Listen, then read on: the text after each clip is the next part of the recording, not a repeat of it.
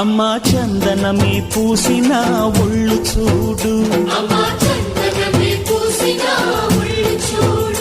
అమ్మా పున్నమి పుట్టిల్లు ఆ కళ్ళు చూడు, అమ్మా ముక్కోటి మెరుపులా మోము చూడు, అమ్మమ్మ ముగ్గురమ్మల మూల పుటమ్మ